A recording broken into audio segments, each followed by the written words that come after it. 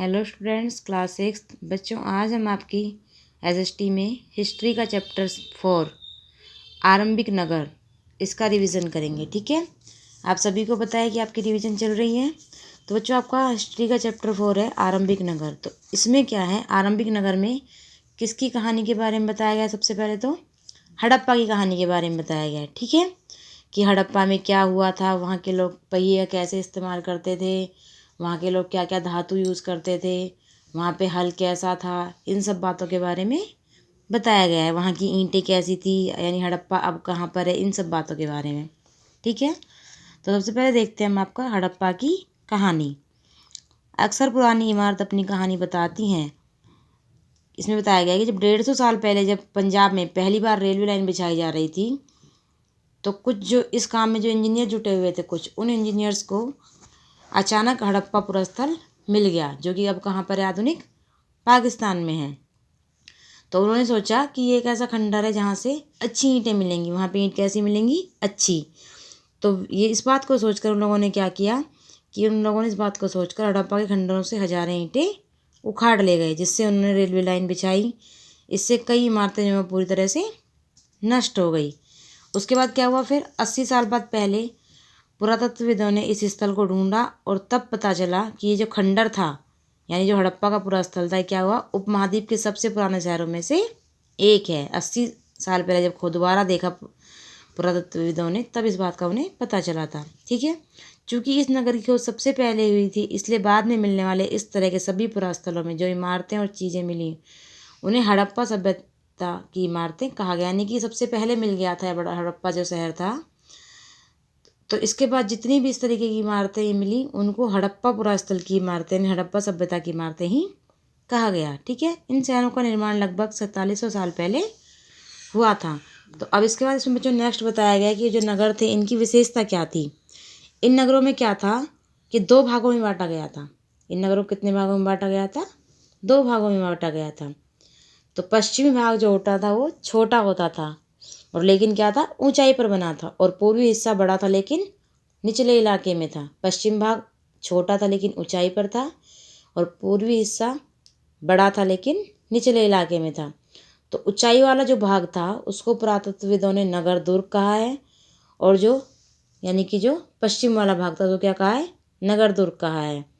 और जो पूर्वी वाला हिस्सा था, यानी कि बड़ा था लेकिन निचले इलाके में था, उसे क्या कहा है, निचला नगर कहा है। ठीक है, तो बच्चों आपके चैप्टर के बीच में ऐसे क्वेश्चंस आएंगे कि पुरातत्वविदों ने नगर दुर्ग किसे कहा है। तो आपको क्या लिखना है कि पश्चिमी भाग को, या छोटा पश्चिमी भाग जिसकी ऊंचाई, जो ऊंचाई पर बना था, पश्चिमी भाग जो ऊंचाई पर बना था। ठीक है, या ऐसे क्वेश्चन आ जाएगा कि हड़प्पा सभ्यता में निचले हिस्से को पुरातत्वविदों ने क्या कहा है। तो क्या कहा है, निचला नगर। ठीक है, दोनों हिस्सों की 4 दीवारी पक्की ईंटों की बनाई जाती थी। इसकी ईंटें इतनी अच्छी थी, जो दोनों तरफ की 4 दीवारें थी उनकी इतनी अच्छी बनाई जाती थी, और जो उनकी ईंटें थी वो इतनी अच्छी थी कि हजारों साल बाद आज तक उनकी दीवारें खड़ी रही। दीवार बनाने के लिए ईंटों की चिनाई इस तरह से करते थे जिससे कि दीवारें मजबूत रहे। इस तरीके से उन दीवारों की चिनाई करते थे। ठीक है, कुछ नगरों के नगर दुर्ग में कुछ खास इमारतें बनाई गई। मिसाल के तौर पर मोहनजोदड़ो में खास तालाब बनाया गया। कहाँ पर? मोहनजोदड़ो में। ठीक है, जिसे पुरातत्वविदों ने महान स्नानागार कहा है। इस तालाब को बनाने में ईंट और प्लास्टर का इस्तेमाल किया गया था। इसमें पानी का रिसाव रोकने के लिए प्लास्टर के ऊपर चारकोल की परत चढ़ाई गई थी। इस सरोवर में 2 तरफ से उतरने के लिए सीढ़ियाँ बनाई गई और 4 और कमरे बनाए गए। इसमें भरने के लिए पानी कुएं से निकाला जाता था। उपयोग के बाद इसे खाली कर दिया जाता था। शायद यहाँ विशिष्ट नागरिक विशेष अवसरों पर स्नान किया करते थे। कालीबंगा और लोथल, ये सब हड़प्पा स्थल की, हड़प्पा सभ्यता की इमारतें मिली हुई हैं। कालीबंगा और लोथल जैसे अन्य नगरों में अग्निकुंड मिले हैं। क्या मिले हैं यहाँ पे? अग्निकुंड, जहाँ संभवतः यज्ञ किए जाते होंगे। क्या किए जाते होंगे? जब अग्निकुंड मिले हैं तो उससे ये पता लगाया जा चला कि हो सकता है यहाँ पर क्या किए जाते होंगे, यज्ञ होते होंगे। हड़प्पा, मोहनजोदड़ो और लोथल जैसे कुछ नगरों में बड़े बड़े भंडार गृह भी मिले हैं, यानी कुछ इकट्ठा करने के लिए। फिर इसमें कि हड़प्पा सभ्यता में जो है भवन, नाले और सड़कें कैसी थी, उसके बारे में बात की गई है कि इन नगरों के घर आमतौर पर 1 या 2 मंजिल होते थे। घर के आंगन में 4 और कमरे बनाए जाते थे। अधिकांश घरों में एक अलग स्नानघर था और कुछ घरों में कुएं भी होते थे। कई नगरों में ढके हुए नाले, नाले जो थे वो उस टाइम क्या थे, ढके हुए होते थे। इन्हें सावधानी से सीधी लाइन बिछाया जाता था। हर नाली में हल्की ढलान होती थी ताकि पानी आसानी से बह सके, यानी पानी आसानी से बहे इसके लिए नालियों में क्या थी, हल्की ढलान होती थी। ठीक है। घरों में एक स्नानागार होता था और कुछ घरों में क्या थे, कुएं भी होते थे। ठीक है। इसके बाद नेक्स्ट है बच्चों आपका नगरीय जीवन की। यहाँ पे नगर में कैसे कैसे जीवन था। हड़प्पा सभ्यता के जो लोग थे उनका जीवन नगर में कैसा था। हड़प्पा के नगरों में बड़ी हलचल रहा करती होगी। यहाँ पर ऐसे लोग रहते होंगे जो नगर की खास इमारतें बनाने की योजना में जुटे रहते थे। यह संभवतः यहाँ के शासक थे। यह भी संभव है कि ये शासक लोगों को भेजकर दूर दूर से धातु, बहुमूल्य पत्थर और अन्य उपयोगी चीज़ें मंगवाते थे। शायद शासक लोग खूबसूरत मनके या सोने चांदी के बने आभूषण जैसी कीमती चीज़ों को अपने पास रखते होंगे। इन नगरों में लिपिक भी होते थे। लिपिक को जो मोहरों पर लिखते थे, जो मोहरों पर लिखते थे उन्हें क्या कहा है, इन्होंने लिपिक कहा है। और इन नगरों में वो होते थे और शायद अन्य चीज़ों पर भी लिखते होंगे जो बच नहीं पाई हैं। ठीक है। उसके बाद इसमें मिट्टी के खिलौने जो हैं वो भी मिले हैं। मिट्टी से बने कई खिलौने भी मिले हैं जिनसे क्या बच्चे खेलते होंगे। उसके बाद नेक्स्ट है आपका इसमें नगर और नए शिल्प। आओ कुछ और ऐसी चीज़ों के बारे में अध्ययन करें जो हड़प्पा के नगरों से प्राप्त हुई हैं। पुरातत्वविदों को जो चीज़ें वहाँ मिली हैं उनमें अधिकतर पत्थर, शंख, तांबा, कांसा, सोना और चांदी जैसी धातुओं से बनाई गई थी। यानी हड़प्पा सभ्यता में धातुओं क्या महत्वपूर्ण था, देखो, तांबे और कांसे से औजार, हथियार, गहने और बर्तन बनाए जाते थे। सोने और चांदी से गहने और बर्तन बनाए जाते थे। ये हड़प्पा सभ्यता में धातुओं का ये महत्व था। यहाँ मिली सबसे आकर्षक वस्तुओं में मन के बाट और फलक। क्या क्या, मन के बाट और फलक। ठीक है। बाट यानी पत्थर के बने होते थे। ये जो ऊपर आपको दिखाए गए ये पत्थर के बाट। ठीक है। और ये क्या है, हड़प्पा सभ्यता में सबसे आकर्षक वस्तु थी। हड़प्पा सभ्यता के लोग पत्थर की मोहर बनाते थे। इस आयताकार मोहरों पर सामान्यतः जानवरों के चित्र मिलते हैं। हड़प्पा सभ्यता के लोग काले रंग से डिजाइन के खूबसूरत लाल मिट्टी के बर्तन बनाते थे। किस तरह के खूबसूरत लाल मिट्टी के बर्तन, डिजाइन काले रंग से जो कि डिजाइन होते थे वो बनाते थे। संभवतः 7000 साल पहले मेहरगढ़ में कपास की खेती होती। किसकी खेती होती थी, कपास की खेती। मोहनजोदड़ो से कपड़े के टुकड़े के अवशेष, चांदी के फूलदान के ढक्कन, कुछ अन्य तांबे की वस्तुएं चिपके हुए मिले हैं। पक्की मिट्टी तथा फेंस से बनी तकलियां सूत कताई का संकेत देती है। फेंस क्या होता है बच्चों, पत्थर और शंख प्राकृतिक तौर पर पाए जाते हैं, लेकिन फेंस को कृत्रिम रूप से तैयार किया जाता है। बालू या स्फटिक पत्थरों के चूर्ण को गोंद में मिलाकर उनसे वस्तुएं बनाई जाती है। उसके बाद उन वस्तुओं पर चिकनी परत चढ़ाई जाती है। इस चिकनी परत के रंग प्राय नीले हल्के समुद्री होते थे और उसे क्या कहा इन्होंने, फेंस कहा है। ठीक है। उसके बाद कच्चे माल की खोज की। कच्चे माल के लोग कैसे खोज करते थे। कच्चा माल उन पदार्थों को कहते हैं जो या तो प्राकृतिक रूप से मिलते हैं या फिर किसान या पशुपालक उनका उत्पादन करते हैं। जैसे लकड़ी या धातुओं के अयस्क प्राकृतिक रूप से उपलब्ध कच्चे माल हैं। इनसे फिर कई तरह की चीज़ें बनाई जाती हैं। मिसाल के तौर पर किसानों द्वारा पैदा किए गए कपास को कच्चा माल कहते हैं, जिसके बाद में कताई बुनाई करके कपड़ा तैयार किया जाता है। हड़प्पा में लोगों को कई चीज़ें वहीं मिलती थी, लेकिन तांबा, लोहा, सोना, चांदी और बहुमूल्य पत्थर जैसे पदार्थों को दूर दूर से आयात का मतलब होता है दूर दूर से लेना। ठीक है। निर्यात का मतलब होता है देना, आयात का मतलब लेना दूसरी जगह से। ठीक है।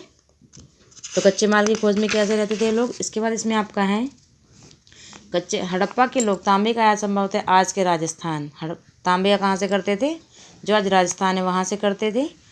यहाँ तक कि पश्चिम एशियाई देश ओमान से भी तांबे का आयात किया जाता था। कांसा बनाने के लिए तांबे के साथ मिलाई जाने वाली धातु टिन का आयात आधुनिक ईरान से और अफगानिस्तान से किया जाता था।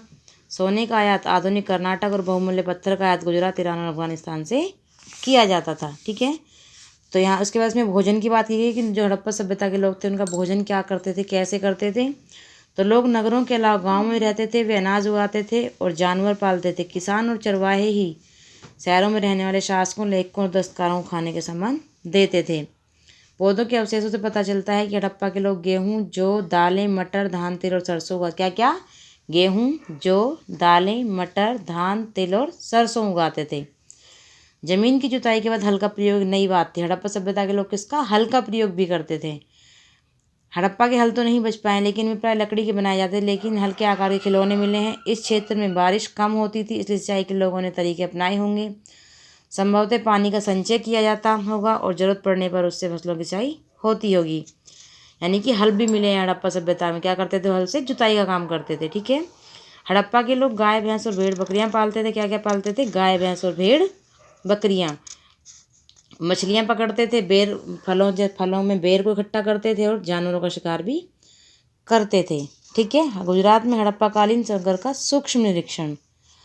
तो कच्छ के इलाके में, इसको आपको बच्चों खुद से रीड करना है कि कैसे कैसे गुजरात में क्या क्या कहाँ पे मिला। ठीक है, चलो एक बार करा देती हूँ फटाफट। कच्छ के इलाके में खदिर बेत के किनारे धौलावीरा नगर बसा था।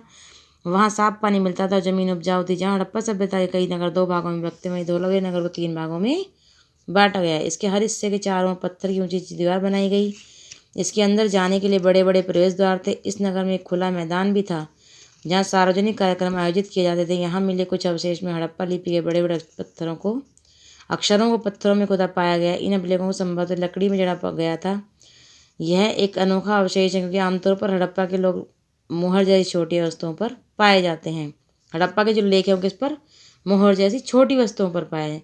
गुजरात की खंभात की खाड़ी में मिलने वाली साबरमती की उपनदी के किनारे बसा लोथल नगर। लोथल कहाँ पर बसा है, गुजरात में खंभात की खाड़ी में मिलने वाली साबरमती की एक उपनदी के किनारे बसा है। ठीक है, जहाँ कीमती पत्थर जैसा कच्चा माल आसानी से मिल जाता था। यहाँ पत्थरों, शंखों और धातुओं से बनाई गई चीज़ों का एक महत्वपूर्ण केंद्र था।